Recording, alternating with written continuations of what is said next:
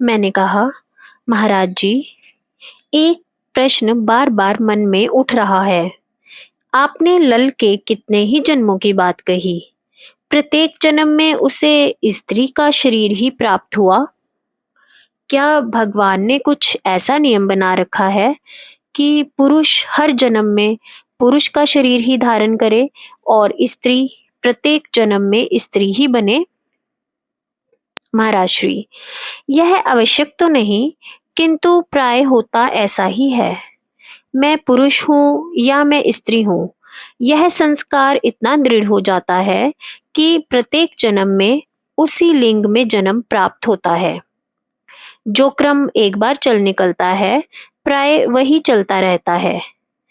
जीव का अहम चित्त में होता है, जो सूक्ष्म शरीर का अंग है। देह त्याग के समय जब सूक्ष्म शरीर स्थानांतरित होता है, तो चित्त में विद्यमान स्त्री या पुरुष का भाव भी साथ ही जाता है। जब तक अहम भाव भौतिक शरीर तथा चित्त से ऊपर नहीं उठ जाता तथा भौतिक शरीर अपने से भिन्न दिखाई नहीं देने लगता, तब तक यह क्रम भी प्राय पूर्ववत ही चलता रहता है। अहम भाव को शरीर तथा चित्त से निकालकर पृथक कर लेना सामान्य बात नहीं। युगों में कोई एक आध ही ऐसा निकल पाता है।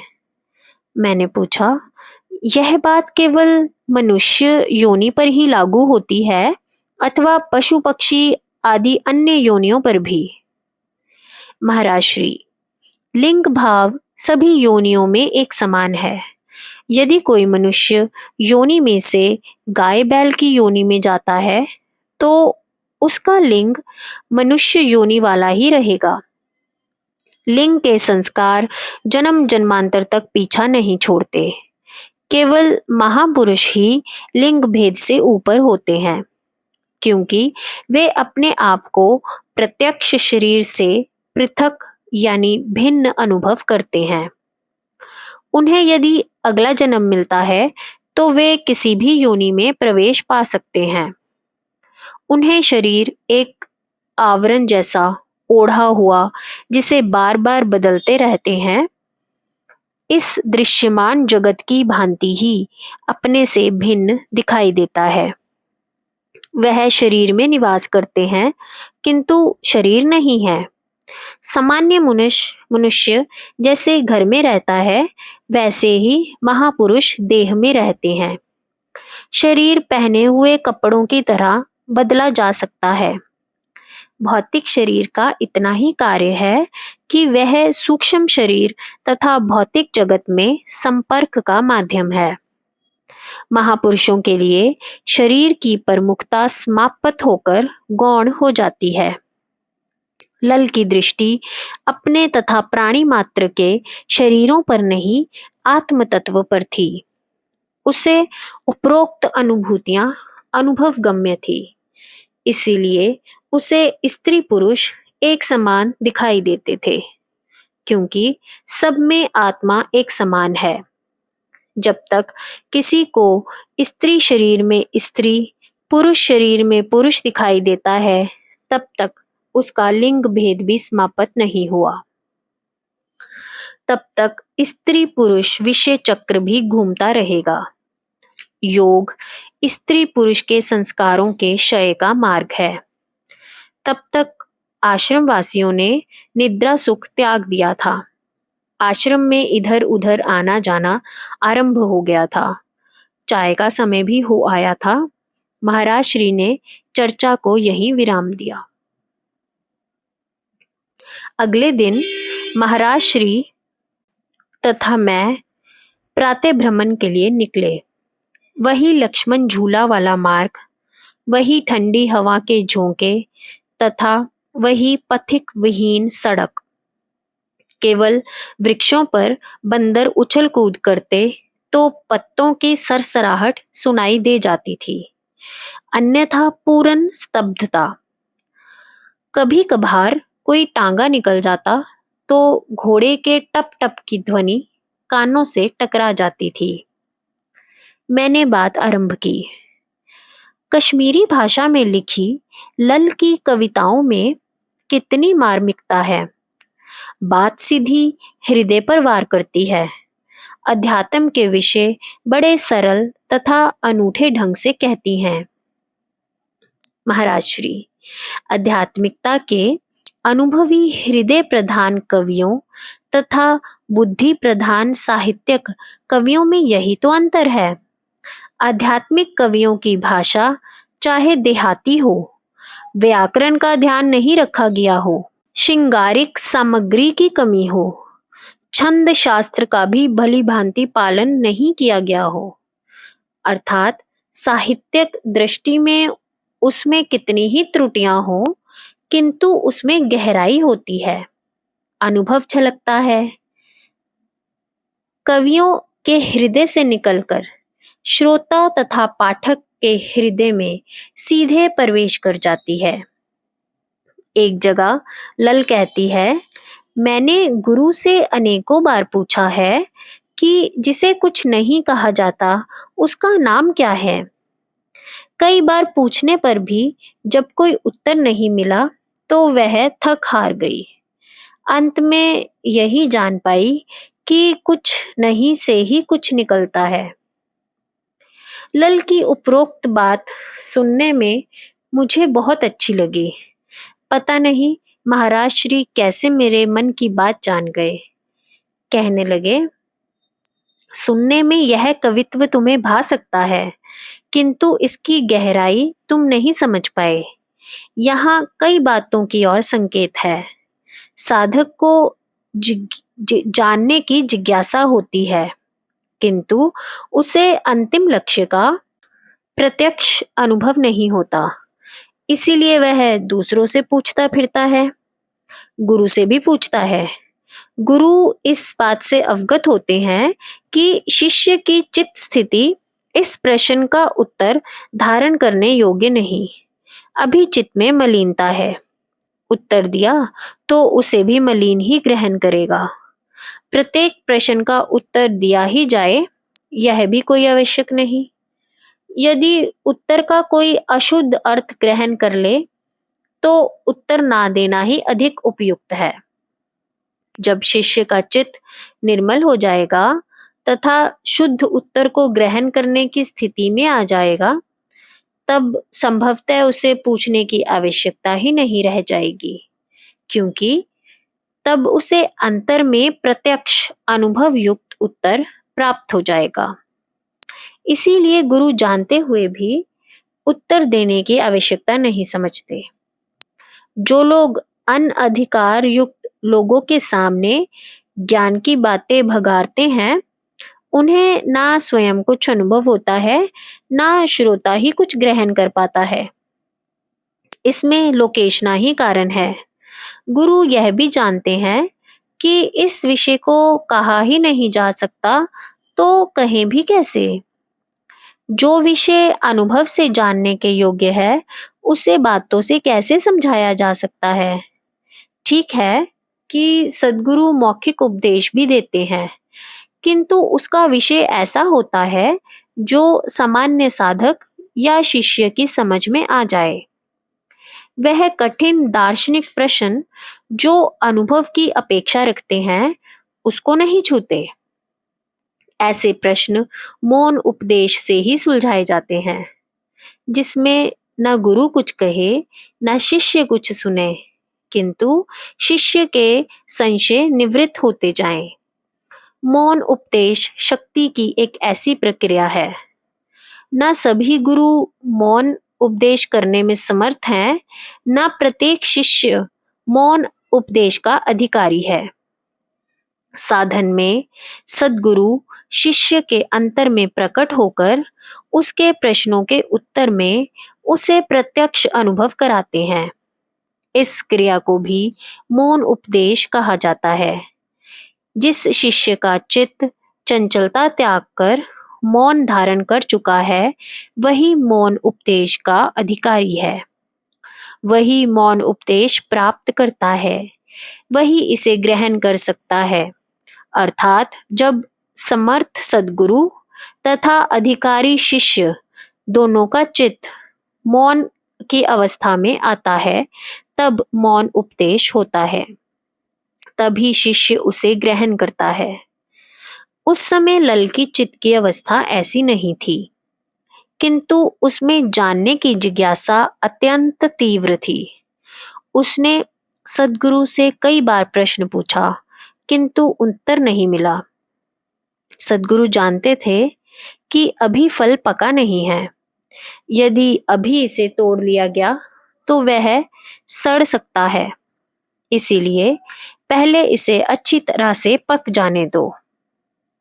जब लल के चित्त की अवस्था इस योग्य निर्मित हो गई, तो मौन उपदेश का समय आ गया। जबानी बयानबाजी खत्म। परमानंद तीर्थ जी महाराज की कृपा हुई तथा लल को अंतर में प्रत्यक्ष अनुभव होने लगे। समझा बुद्धि से जाता है तथा जाना अनुभव से। लल ने अपनी कविता में समझा नहीं, जाना शब्द का प्रयोग किया है। जब तक लल की यह अवस्था नहीं थी, तब तक अनेकों बार पूछने पर भी उत्तर प्राप्त नहीं कर पाई थी। जन्म व्यतीत होते गए, युग बदलते गए, लल का साधन आगे सरकता रहा, उसकी जिज्ञासा बढ़ती रही। अंततः उसे मौन की अवस्था प्राप्त होने पर उसका चित्त एवं चित्त शक्ति गुरु के चित्त एवं चित्त शक्ति के साथ एक हो गए तथा मौन क्रिया घटित होने लगी। मौन उपदेश अवतरित होने लगा, जिसे किसी अन्य ने न सुना न जाना। वह संसार से सदैव ही गुप्त बना रहा। यही दिव्य उपदेश है। यही वास्तविक सत्संग है। इस सत्संग को अंतर में प्राप्त कर साधक कृत कृत्य हो जाता है। अंतर की माया की दीवार ढह जाती है। सत्य प्रत्यक्ष होता है, उससे संग हो जाता है। मैंने कहा, क्या मौन उपदेश के लिए सद्गुरु की प्रत्यक्ष उपस्थिति आवश्यक है? महाराज श्री, सद्गुरु तो जागृत शक्ति के रूप में अंतर में प्रत्यक्ष होते ही हैं। अंतर गुरु के साथ शिष्य का मिलन होने पर ही मौन उपदेश होता है। साधन की अंतर्मुखी एकाग्रवस्था तथा अनन्य स्थिति के कारण बहिर्सद्गुरु प्रत्यक्ष समक्ष होने पर भी उधर लक्ष्य नहीं जाता। केवल अंतर गुरु की क्रियाशीलता ही अभिमुख विषय होता है। अधिक चालाकियां करने, दंभ करने, विकारों से प्रभावित हो जाने से गुरु के साथ आंतरिक संबंध नहीं हो पाता। परिणामतः मौन उपदेश भी नहीं होता। सीधा, सच्चा, सरल तथा नम्र साधक ही यह अवस्था प्राप्त कर पाता है। मैंने कहा, जिसे कुछ नहीं कहा जाता उसका नाम क्या है, से तात्पर्य क्या है? महाराज श्री, स्थूल ज्ञानेंद्रियों के द्वारा हमें दृश्यमान स्थूल जगत ही अनुभव में आता है। अंतर में हम कई भाव, विचार तथा वृत्तियां अनुभव करते हैं। ईश्वर इन सब से परे है। उसकी कोई आकृति, रूप अथवा रंग नहीं है। ईश्वर, अल्लाह, गॉड आदि सब नाम मनुष्य की कल्पनाएं हैं। ईश्वर की कल्पित आकृति मनुष्य के भावों की केवल अभिव्यक्ति है। ईश्वर के संबंध में मनुष्य की सभी कल्पनाएं अपूर्ण है। वह इसके बारे में कुछ नहीं जानता, उसे परिभाषित अथवा रेखांकित नहीं कर सकता। ईश्वर कहाँ रहता है, क्या खाता है, कुछ नहीं जानता। किंतु जिज्ञासु साधक उसके संबंध में सब कुछ जानने की जिज्ञासा रखता है। उसका नाम क्या है, उसका लोक कहाँ है, कैसा है, उसका प्रभाव तथा सामर्थ्य कैसी है, किसी से क्या कभी मिलता भी है, यह सभी जिज्ञासा के विषय हैं।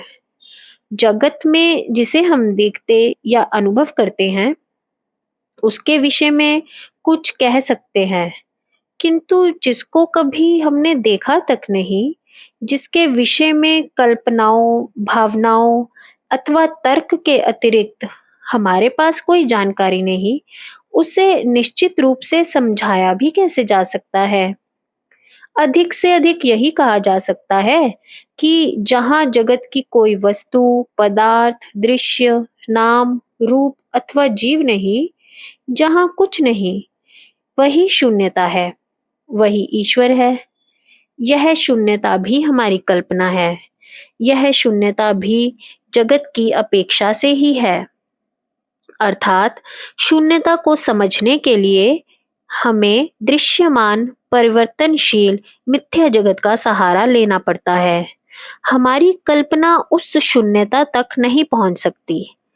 फिर भला उसे परिभाषित कैसे करेगी? कितना असमर्थ है जीव। तो फिर कैसी है वह शून्यता? क्या पता, क्या कभी कोई उस शून्यता में झांक भी पाया है? संत यही कहते हैं, यदि किसी ने झांक भी लिया तो वह गूंगा हो गया। सद्गुरु भी चाहे उसे अनुभव करते हैं, उधर झांक सकते हो, देख सकते हो, किंतु उसे समझा नहीं सकते। उसको समझाने का एक ही उपाय है कि वह अपने शिष्य को भी अनुभव करा देते हैं। लल के साथ भी ऐसा हुआ। वह पूछ पूछ कर थक हार कर बैठ गई। अंत में उसका समय आया। उसे चित्त की निर्मलता की वह अवस्था प्राप्त हुई जिससे वह शून्य में झांक सके। तब उसके समक्ष शून्य के सब भेद प्रकाशित थे। अब उसे कोई प्रश्न करने की आवश्यकता नहीं थी। अब उसने अनुभव से प्रत्यक्ष तथा निश्चित जान लिया था। शून्य को शब्दों में नहीं बांधा जा सकता। भाषा की दृष्टि से शून्यता एवं रिक्तता समानार्थी हैं, किंतु उस रिक्तता में ईश्वर की विद्यमानता है। अर्थात वह शून्यता ईश्वर की पर्यायवाची है। संभव है ईश्वर तत्व शून्यता के समान सूक्ष्म हो, किंतु यह सब तर्क की बातें हैं। इनको वही समझ सकता है जिसने लल के समान स्वयं शून्य में झांक कर अनुभव कर लिया हो। तब लल समझ पाई कि इतना विशाल दृश्यमान जगत शून्य से कैसा पैदा हो सकता है तथा शून्य में ही कैसे समा जाता है। संभवतः शून्य को भी सूक्ष्म अति सूक्ष्म तत्व है। इन सभी बातों से मेरी बुद्धि चकरा गई थी। अधिकांश बातें ऊपर से ही निकली जा रही थी। मैंने कहा, यह बातें पूरी तरह मेरी समझ में नहीं आई। महाराज श्री, आ भी नहीं सकती। केवल बुद्धि से समझना ही पर्याप्त नहीं है। जब कभी उस चित्त स्थिति में जाओगे तो अपने आप सब स्पष्ट हो जाएगा। अभी तुम्हें यह सब इसलिए कह रहा हूं कि लल की सिद्धा अवस्था की तुम्हें कुछ कल्पना हो सके।